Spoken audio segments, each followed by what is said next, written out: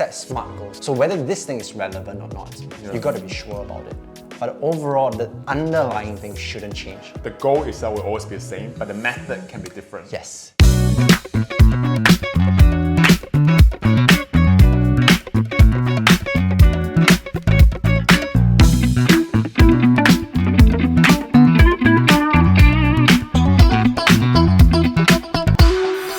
Hello everybody, welcome back to the new episode of La Copy with Henri and Mike. Today is the 4th of December 2022. It is a lovely Sunday. At the moment, it's about 4:33 p.m. I'm drinking teh C. Teh in Singlish means tea. C is represented Evaporated milk. evaporated milk, so teh C. What are you drinking, Mike? I'm drinking kopi o kosong. Kopi means coffee. Yeah. O means black. Then kosong means nothing in Malay. So kopi o kosong means pure black coffee. Yeah, that's the essence, the best representation of Singlish. You know, taking from every different languages and dialects. Exactly. Cheers! So you can usually get this from everywhere in Singapore, like hawker center, food court, or any of the coffee shop that sell things like that. Give it a try next time. Depends on what other sugar level you prefer. And yeah, just like when you're in Italy, you kind of order different type of coffee, right? So let's start. Okay, so my story is, I've always written down different New Year resolution. But of course, when I was younger, those New Year resolution, it is more like a dream. It's not really like I do that, you know, it started, but then I didn't finish, I didn't see it through. But the last few years, I see it more and more vivid. Like, I understood that I need to set a goal, I need to work on it and I'll check on it. And then last year, I was in a different phase of life, you know, be it physically, mentally, the whole environmental change. So I did use a method that was suggested by a friend of mine, Veri. I was in Bulgaria, in Sofia, celebrating Christmas with her. So she came up with this idea, say, have you heard of, in German it's called Rauchnacht. Rauch means raw, Nacht means like a night. So in English means the 12th night. You know Shakespeare has written a word called 12th Night? Yes. And the first sentence called, if music be the food of love, play on that one. Oh, okay. Yeah, so it's basically talking about this 12th night. So what does it actually mean? It is a Christian kind of festival or like a practice custom. They have, so to say, 12 nights altogether. So this 12th night will start counting either on a Christmas day, on the 25th of December, or the 26th of December. So you plus 12, it will lead you to the 5th or the 6th of January. On the 6th of January, in English it's called the Epiphany. Yeah. In German it's called the Dreikönigstag. You have the three kings, three magi in the Bible. They come visit Jesus when he was born. Okay. So you have the Casper from India, you have Melkoi from Persia, and you have Balthazar from Arabia. Okay. So these three. So on the German, so to say like a New Year, on the 6th of January, usually we see that on the door frame. Every door, there'll be like a 20 star, C plus M plus B star, and the year next year is 2023, you write 23. So you see this kind of thing on almost every door of the German household. Of course, if you're not Christian, you will not write it on your door. But this is a German tradition, you'll write it there. But this CMB, a lot of people actually thought it is like the initial of the three kings, Casper, Melkoi, and Balthazar. But it is actually not. It's come from Latin. It says, Christus mansionem benedicat. May Christ bless this household. Wow, okay. So it's from Latin, CMB. Yeah. But a lot of people think that it is the initial of the three kings. Okay. So that's very interesting. Yeah, the only thing you change is at the end of that year. For that. Okay, I get it. Yeah, so that 12th night actually leading out to the 6th of January. What Veri and I, she was telling me that just write down 13 different wishes that you have for next year as a New Year resolution. And you written it down, and we start burning them every single day. And from the 25th, 26th, 27th, 28th, 29th, 30th, 31st, we got altogether 13. So what Veri and I did was, on the day we have written down, that was on 25th December, we burned that together in Sofia. Wow. And 26th, we burned it together also in Sofia. On the 27th, we just start doing everything virtually. I was in Berlin, she was in Düsseldorf, so we just turn on our WhatsApp call or FaceTime and we say, let's burn it. So how it works is that the first 12, you just randomly select it. You don't look at it anymore once you've written it down. Just pick one and then burn it. Okay. So the first 12 is like, you have written down specifically what you want to achieve for next year, and you burn it. You basically leave that to the universe and just let it happen. The 13th, the last day, on the 6th of January, you open it you read it to yourself, you don't burn it, you keep it.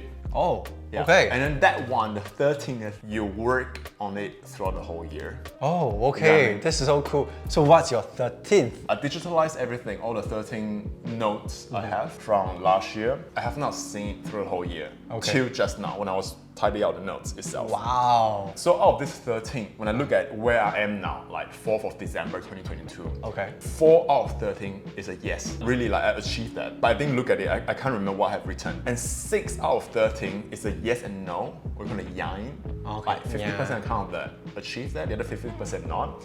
And the last 3, I think really get it there. Okay. Yeah. It's a very good concept. I didn't think about that until you true. mentioned Yeah, I did mention about that part. So 13, right? So the 12th of the 13 will be represented each month, and that you send out to the universe. All those I say yes, right? I can share just like roughly. Like the first one I said yes was I want to be closer to the nature. That means I put myself out in the nature in terms of the greens, like go for a walk in the park, forest, or along the seaside. Yeah, which I have done throughout the whole of this year. Be it in Singapore through the park, or going to do the hike with you and mom. Yeah. Or in Vietnam, Bali. Now you're Bali, going, yeah, for and sure. Thailand. And then the other one is I'm kind to myself. I take off my thoughts, especially the words I say to myself. This one I give a big yes because this year I'm very, very conscious of what I say to myself, the narrative I put in my mind. There are a lot of times whereby I catch myself in those thoughts that, I'm blaming myself, I'm saying, why can't you achieve this, why can't you do that? And I catch myself in those moments and say, Henry, look, there are different circumstances in life. You can't just be 100%. So you need to be kind to yourself that accept this is the situation right now and see how you can pivot from there. And the third yes was I slow travel, immerse myself in a new environment by allowing myself to grow through the new experiences, culture, and target languages. So I did it in Bali, Singapore to some extent as well. Yeah, I did French for the first 3 months when I was in Singapore. Yeah. Spanish as well. I did a bit of Indonesian. And then Bahasa, afterwards, I just focus really down to the basic, like just maintaining my German. Last yes is I trust my intuition, which guide me through challenging situations and decision-making process. This one I give a big yes because this year, when I have difficult decision to make, I really listen a lot to my heart. It is not easy, but I always give a chance to my heart, say, what do you say about it? And I'll write it down. So I did a lot of journaling, or do a lot of journaling still this year. So these are the 4 out of 13 that I give a big yes to that. When I written down this 13, I was at different time, different space, and different experiences. Right. So for me, do I write that for next year? I will not write this for next year because I see myself grow out of that perfectionist moment. So the key word here is relevancy, right? Relevancy, because when I write down, I speak German without an accent and write German grammatically correct. There's a purpose, there's a reasoning behind. Because when you don't have an accent and then you write things perfectly, it will help you in terms of a career, also how you interact with people. You see, so those were the thinking behind. But throughout so many years, I've been always doing that, and I just never really accept myself for who I am. So that come down to I'm kind to myself and I follow my intuition. So which means there were 4 yeses before, and 2 out of the 4 was talking about intuition and kind. So I applied that. And this one just didn't happen, which is okay because that's not my nature to sound like a native German. I rest the case already because it has been with me for the last 16 years. So it is okay. I'm just myself and I speak German to you. You should be happy about it. It's not from an arrogance perspective, but I think just I make an effort to speak and communicate in your tongue. So things like this. And there are also some part whereby it didn't work or it's just yes or no. So for instance, I listen to my body, I exercise regularly and have enough rest to recover. I will say that I took my physical training very seriously. There's different reasons for it because like what happened to mom from that time onwards, I think going to CrossFit and train, it helps me in that it's the me time for myself. You know, the thought I have is, so our mom, she's mentally very strong and she always wants to go out to the park to walk. To have that exercise in her body. So she takes life very seriously in a sense that, she wants to live. Her will to live. Her will to live. Much more than Henry and I, for sure. Yeah. Yeah, we learn a lot from her. So, when I'm in that deep moment in CrossFit, like, the ski machine or the bicycle or the weight is so hard and so painful. I had this thought in my mind that, look, moms will want to exercise. Can you give up? You can't because you're alive. You don't have any disease. You're not going through what she's going through. You shouldn't be complaining. You should be grateful and happy that you have this functionality, ability to move your body. So that comes down to you know, I would just really do it. So I did it. Every time I was in the moment where I want to give us, I just thought about mom's situation, like how much she wanted to leave. So that's one thing. There's a me time also, like to really push myself to the limits. And because of that point, it led me to the second point that I see my own limits. I see what's possible. I'm always constantly surrounded with people around me who are very determined. Like you really see the sparkle in their eyes that they want to get this technique right. Everyone's always working on something, but you can see they're so focused to really make that 1% improvement. And that really encourages you a lot. That's why these two, like physical body-wise, like training-wise, I'm very satisfied to this point. Like I'm happy with what I'm doing, even though it's not easy, but I'm happy with the journey so far. But why is that I put yes and no is because I have not implemented properly the resting days because I get very addicted to doing this. I want to constantly improve and improve. Like a drug. So that's why I keep going to learn a different technique. But then I always think, oh, your body is going to be okay. But then the effect is like yesterday, after the whole ski workout, I just couldn't move anymore. I just need to sleep. And I slept the whole night to this morning. And I went again. So I need to start implementing that rest day into my training schedule. So I came down to this one that I open up and I have to practice it throughout the whole year. This one's fall under the category of yes and no. I didn't do it 100% yes. Okay. But it wasn't 100% no, so it's 50-50.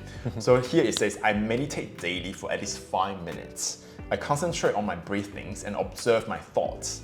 This is where I find peace within myself and a safe place for my spiritual growth. This is fall under the spiritual categories. Okay. Yeah. So this one, I feel like I'm in a journey. I have been very consistent in writing my journal, let's say throughout the whole year. And also at the moment, I meditate daily for at least 5 minutes. Before I go to sleep, when I close my eyes, I'll think about what I have done today and what I'm going to do tomorrow to have the mental to do preparation. Also, the things that I can't pray for. So right now, I still go to the temple every single day to pray for mom. I consider that as a meditation as well. So those are the 13 things I've done. And for my New Year resolution, I need to write down what are the 13 one. And then I think I will do it with when I'm in Thailand. Coming back to your point, you have 3 words, right? So category-wise, family, myself, career, and a sidekick and stuff like this. So those will be my New Year resolution.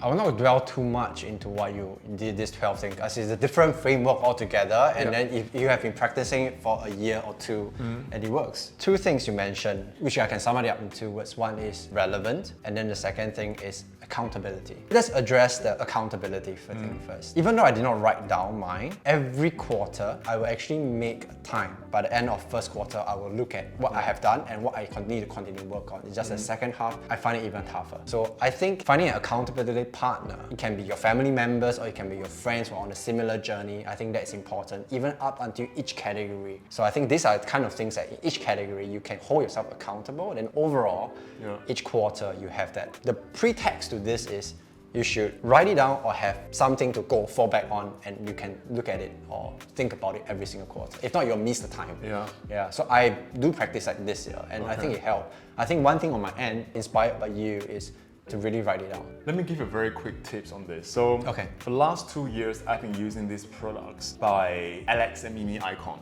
They have a company now called Intelligent Change. You can check it out. We'll put the links in the description box below. So they have a product called the Best Year. So you can buy their products from online or you buy the PDF. I bought a PDF, it's just easy for me to carry around. So they have a whole set of questions that go through. And this set of questions is helping you to review the year that you had just done, in different categories like family, friends, career, finances, health, blah, blah, blah. So just write it down, go through those questions, they give a very good prompt, just write it down. And then once you have that, you will roughly understood where you stand at the current situation. And then it will be easier for you to set your New Year resolution. So the concept is every single year will always be the best year of your life as you progress on. That's what it's trying to inculcate, right? Yeah. So you just review what you've done and then you write the resolution for the next year, the best year, like the year that you want to live, how you see your year, the coming year to be like. I mean, I'll definitely go and look into it, like maybe just go and purchase the PDF and stuff. The reason why I talk about it, accountability, because it's hugely linked to consistency. Because of this, I did go and read up, and then I realized that statistically only 12% actually follow through their entire resolution. That means 88% actually fail. And this was a study done to like around 3,000 odd people in the UK back in like 2010 or something like that. So you can imagine a lot of people spend time, talk about New Year's resolution, reviewing with friends and family, whatnot. Only 12% follow through. Yeah. So I think the power of writing it down, and I think with this Mimi icon and Alex icon, this question will help you to even refine this further. Yeah. The second thing about what you said is relevant. Yeah, so I think this is something we shouldn't set cast in stone about, so fixated basically. Because for me, like health, if I could have been very fixated about it, then there's no way that I can achieve 100% of that. But there's a difference here between fixated and being specific. When you need to write your New Year resolution, you need to be specific about it, how, why you want to have that, and how you're going to achieve that. Then there's a point whereby you need to give yourself some slack. Cut yourself some slack so that you can, Exactly. But you still have to be specific about it. Because sure, when it's too generic, you will not really work towards I do agree that this is part of setting goals, smart goals, set smart goals. So one of it is being specific. I do agree with that. Yeah. But the relevant point is like, given the context that you have is no longer relevant, then naturally you should drop it. You shouldn't keep banging it. You check the relevance, basically whether this thing is still applicable to you. I can think about like investment, like finance part of it. At the start of this year, I told myself that, okay, I have this X number percent that I want to achieve in terms of my trading, right? Yeah. So I did it. But at the end of the day, the asset class I was trading actually got burnt. Then what happened? Market go through cycles. Right. So should I still focus on that? The straight answer is no, I shouldn't focus on that anymore because it's going down cycle. But I still want to achieve the X%. Okay, that's fine, another thing. So whether this thing is relevant or not, you got to be sure about it. But overall, the underlying thing shouldn't change. The goal itself will always be the same, but the method can be different. Yes. So that's why I brought up my idea about health, at first I wanted to do CrossFit yoga and all that, but I just couldn't afford the time. Right. But overall thing, I still want to maintain a certain level of health and physical aspect of things. Right. So that's when I go into more running and more zonal training right now to maintain. So it's a different method, but you still achieve the overarching underlying thing that I want. So that relevant thing always need to be put into context and you need to review that. That's just what I thought about when you mentioned about your 13 notes. I think for us to be accountable. So every quarter we'll sit down, we'll talk about 2 New Year resolutions. And one that's done well, the other one is like a way to be improved or different, how do you pivot from there? From one end, you keep the accountability. On the other end, you check on your relevance of the new resolution that you've set for yourself at the beginning of the year. Sounds like a very good plan. Do you guys write down any New Year resolution? If you do, then let us know below, really. Yeah, why do you think it is important to write the New Year resolution, and do you actually follow them through? Yeah, and what's the approach? Because you can see Henry adopt a very different approach as how I'm doing it. So let us know your approach as well in the comment section. What's the word for this week then? I don't think we actually need a word for this because this is really about New Year's resolution. But okay. To me, just New Year resolution. Yeah, I think it's about New Year's resolution. Okay. Yeah. So with that, we come to the end of our episode, La Copy, Henry and Mike. Don't forget to subscribe and we'll bring you more content from next year onwards. Be kind to yourself, don't forget to smile and keep each other company. This is Henry. This is Mike. We are signing off. Ciao, ciao. Cheers. Bye.